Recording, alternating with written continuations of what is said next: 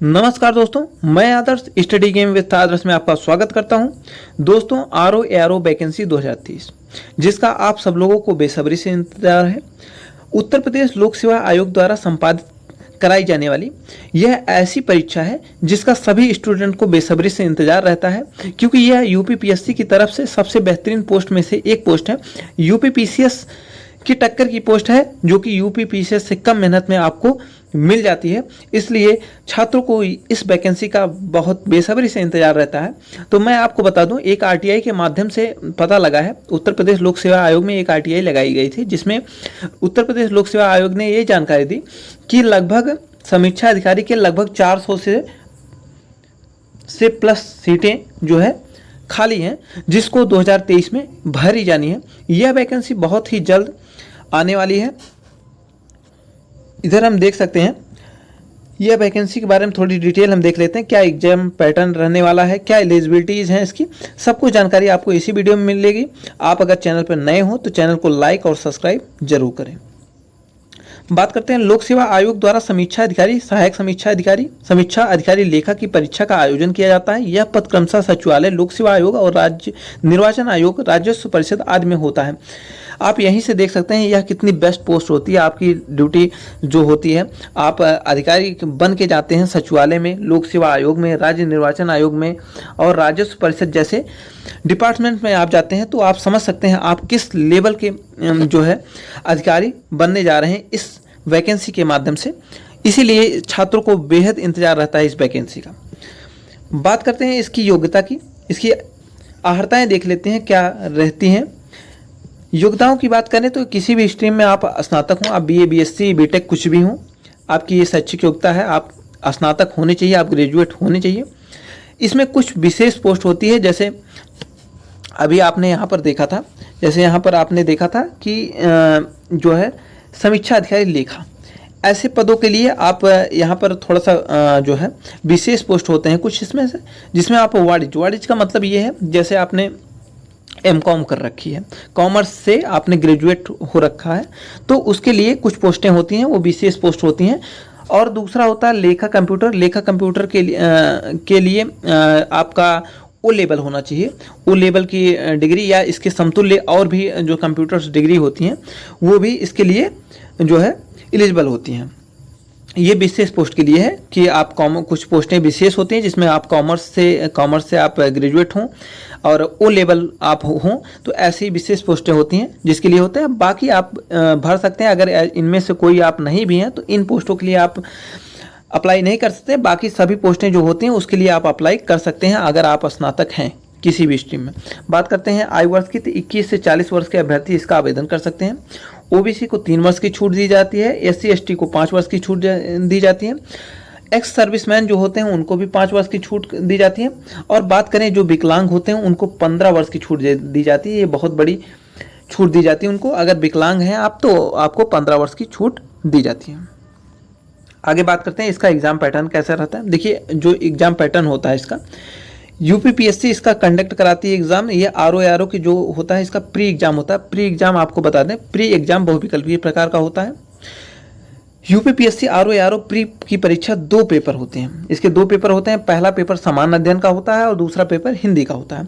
पहला पेपर जो होता है उसमें 140 प्रश्न आते हैं और 140 नंबर के आते हैं। माफ कीजिएगा, यहाँ पर 40 लिख उठा है, यहाँ पर 140 होना चाहिए।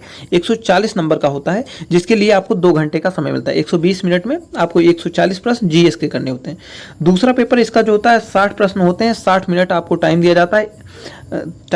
ये हिंदी का होता है। दूसरा पेपर आपका हिंदी का होता है और पहला सामान्य अध्ययन का होता है।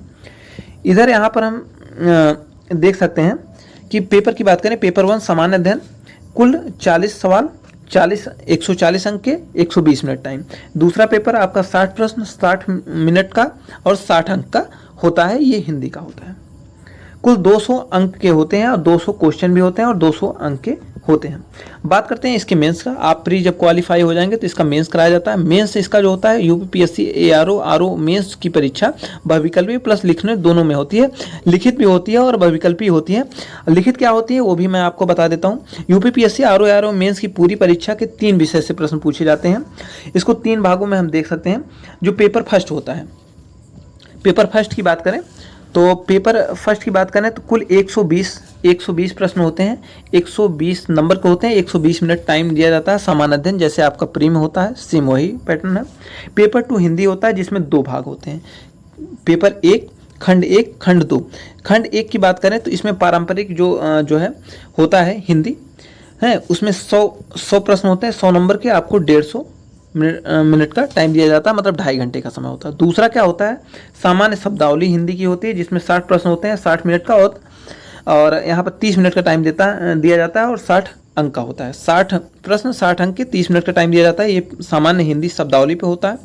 शब्दावली क्या होती है इसको को भी हम आगे बताते हैं।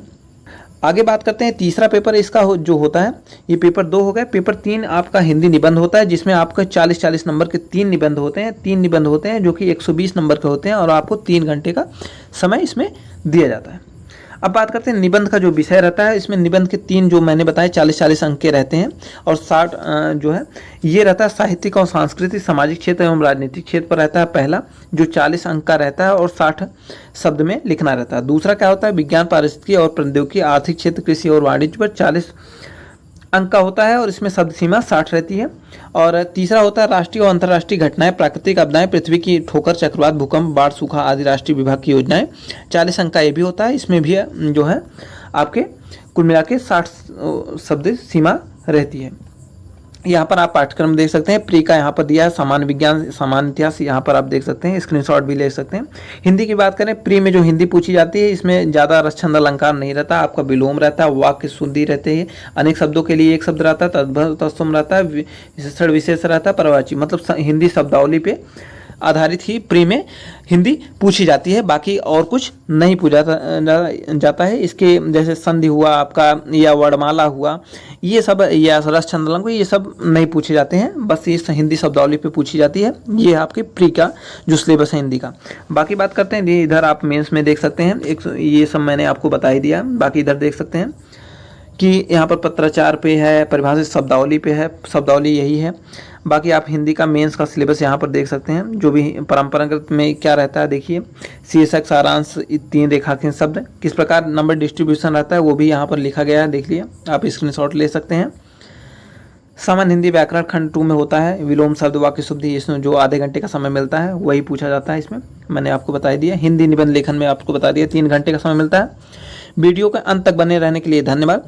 और यह वैकेंसी लगभग ये है क्योंकि 1 साल से इसकी वैकेंसी की कवायद चल रही है कि कब आने वाली है, तो लगभग 1-2 महीने में ज़्यादा से ज़्यादा ये आ जाएगी, क्योंकि बहुत ही दिनों से इसको यूपीपीएससी पेंडिंग में डालती चली जा रही है। और अभी आरटीआई के माध्यम से पता चला कि 400 से प्लस सीटें अगर इसकी खाली हैं, तो इसका मतलब ये वैकेंसी बहुत ही जल्द आने वाली है। 1-2 महीने में आपकी ये वैकेंसी आ जाएगी, क्योंकि आगे 2024 का चुनाव भी है।